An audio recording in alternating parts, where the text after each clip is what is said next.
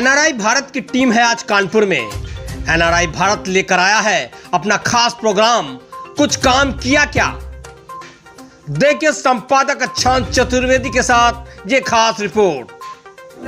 नमस्कार मित्रों, आपका स्वागत है एनआरआई भारत पे। और एनआरआई भारत पहुंचा है कानपुर के गुजैनी क्षेत्र में, और गुजैनी क्षेत्र में हमारे साथ मौजूदा विधायक सुरेंद्र मैथानी जी हैं और भाजपा से हैं और काफी दिनों से पार्टी में अध्यक्ष भी रहे। और हमारा एक खास प्रोग्राम है कुछ काम किया क्या। नेताओं की वादों की बिसात पर खेल अभी जारी है, चुनावी आशाओं की दहलीज पर निराशा का तमाशा अभी जारी है, लेकिन बाकी है अभी सच, जिसे दिखाएंगे न्यूज रियल इंडिया पे। हमारे साथ विधायक हैं और उनसे पूछते हैं कि जो उनको समय मिला उन्होंने क्या क्या काम कराए हैं और क्या क्या किन किन मुद्दों के साथ वो चुनावी मैदान में जा रहे हैं। तो विधायक जी से कहेंगे अगर हमारे साथ में आ जाए तो जो बातें हैं वो अच्छे से हो पाएगी और ज्यादा समय नहीं लेंगे, क्योंकि लगातार उनके कार्यक्रम लगे हुए हैं तमाम जगह, उनका पक्ष जानेंगे।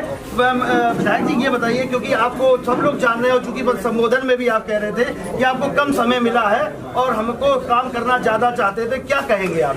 हाँ देखिए, मेरा पहले तो सौभाग्य की 2.25 वर्ष पहले ही लोगों ने मुझे आशीर्वाद देकर के विधायक बनाया। मैं एक संगठन का कार्यकर्ता था और विधायक बनाते ही मेरे सर मुड़ाते होले पड़े और तुरंत कोरोना की लहर आ गई, जिसमें 1.5 वर्ष कोरोना की भेड़चढ़ियां सेवा करते हुए मैं भी ग्रसित हुआ और अस्पताल में भर्ती रह करके जीवन मृत्यु से संघर्ष करते हुए दोबारा जीवन प्राप्त किया। मात्र 10 महीने का मैं विधायक हूँ और एक 10 महीने के बच्चे से, विधायक के नाते से उस कालखंड को बच्चा कह सकते हैं, एक 10 महीने के बच्चे से कितनी उम्मीद की जा सकती है। वो तो मैं धन्यवाद दूंगा उत्तर प्रदेश के मुख्यमंत्री योगी आदित्यनाथ जी महाराज को और देश के प्रधानमंत्री आदरणीय नरेंद्र मोदी जी को कि संगठन का कार्यकर्ता होने के नाते से अपने सभी मंत्रिमंडल से और सरकार के माध्यम से 225 करोड़ से ज्यादा के डेवलपमेंट के काम में इस विधानसभा में लाने में सफलता प्राप्त की। 5 ऐसे पुल जो लंबित थे, वर्षों से लंबित थे, उनको पूर्ण कराया और 2 नए पुल पनकी पावर प्रोजेक्ट से मैंने दे करके और डाइवर्जन किया। एक हाईवे से दूसरे हाईवे को जोड़ने के लिए ट्रैफिक का डाइवर्जन करके लोग डाइवर्जन किया। उसके अलावा 1442 लोग ऐसे जिनकी जानों को बचाने के लिए 1 लाख रुपए, 2 लाख, 3 लाख, 4 लाख, 5 लाख तक माननीय मुख्यमंत्री जी से गंभीर बीमारी में भी दिलाने का काम किया, जिससे वोट नहीं मिलता। लेकिन मुझे लगता है कि विधायक के नाते मुझको ये भी काम करना चाहिए, वो भी उनकी सेवा करने का काम किया और जनता में बहुत आसानी से मेरी उपलब्धता, जनता से बहुत सरलता से जनता मुझको पकड़ ले, मैं जनता के साथ रहूं। कार्यालय मेरा नित्य 10 से 6 तक चले, 11:30 से 1:30 तक लगातार मैं अपने कार्यालय में बैठकर जनता दर्शन, जनता दरबार के माध्यम से करता हूं। और एक मिनट का हिसाब जो मुझसे सोशल मीडिया से जुड़े हैं, मैं बताता हूं कि मैं अगर आज सदन में हूं तो मैं आज कितने बजे सदन से निकलूंगा और कितने बजे के बाद मैं फिर आपसे बात करूंगा।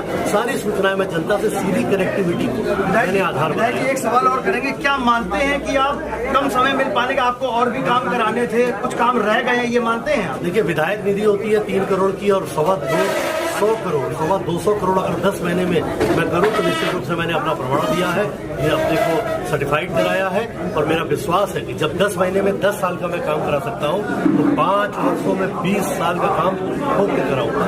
क्योंकि लगातार भाजपा में देख रहे हैं सारे विधायक लोग, क्योंकि भारतीय जनता पार्टी योगी जी के नाम से चुनाव लड़ रही, क्योंकि मुख्यमंत्री का चेहरा है वो, उनको प्रोजेक्ट अच्छा किया गया। लगातार आप लोग जा रहे हैं समाज में जो भी कुछ बता रहे हैं, तो क्या मानते हैं कि सबसे बड़ा मुद्दा बार बार रोजगार का आ रहा है, तो क्या लगते हैं ये कुछ माइनस पॉइंट रहेगा इसके लिए? नहीं, देखिए, रोजगार को लेकर के अगर मैं बात करूं तो रोजगार सर्वाधिक और निष्पक्षता के आधार पर, केवल जाति, धर्म, भाषा, भाषी के आधार पर नहीं, केवल जिलों के आधार पर नहीं, पूरे उत्तर प्रदेश में समानता के आधार पर, योग्यता के आधार पर पहली बार आजाद भारत के इतिहास में रोजगार जो योगी जी ने देने का काम किया, वो 4.5 लाख से भी ज्यादा सरकारी और अर्ध सरकारियों में नौकरी दी और लगभग 2 करोड़ से ज्यादा लोगों को, चाहे वो संविदा के माध्यम से या विभिन्न संस्थानों के माध्यम से हो या रोजगार के सेल्फ डेवलपमेंट के माध्यम से हो, लोगों को रोजगार दिया।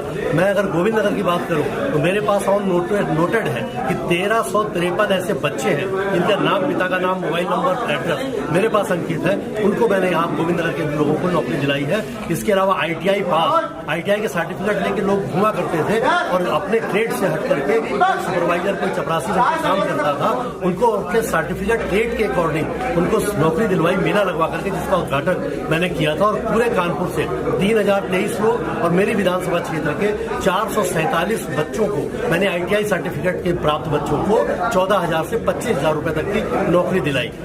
साथ है पूनम कपूर जी, चूंकि कई सालों से भारतीय जनता पार्टी में वो रही हैं और इस समय महिला आयोग की सदस्य भी हैं। उनसे जानते हैं जो महिलाओं के पक्ष में जो भी काम हो रहे हैं, उनसे जानते हैं कि भाजपा सरकार ने क्या क्या किया है। तो मैम क्या कहना चाहेंगी, लगातार महिलाओं की जो बात है भाजपा सरकार करती है, तो आपका क्या कहना है? देखिए 2014 में जब हमारे देश के यशस्वी प्रधानमंत्री जी जब आए और भारतीय जनता पार्टी की सरकार बनी, तो संसद में उन्होंने सबसे पहले माथा टेक कर और जो उन्होंने संकल्प लिया कि हमारी सारी योजनाएं महिलाओं के लिए होंगी, तो जितनी भी योजनाएं आप देख रहे हैं वो 126 योजनाएं उन्होंने धरातल पर सिर्फ महिलाओं के लिए उतारी, जिनमें प्रमुख जो आजकल बहुत फेमस है जनधन योजना हो, चाहे उज्ज्वला योजना हो, चाहे नारी सुरक्षा हो, चाहे वो सौभाग्य योजना हो, चाहे मुद्रा योजना हो, चाहे बेटी बचाओ बेटी पढ़ाओ, चाहे कन्या सुमंगला हो, ऐसी अनेक योजनाएं जो वो लेकर आए वो महिलाओं के लिए ही लेकर आए। उस समय जरूर उन योजनाओं का लोगों ने मजाक बनाया,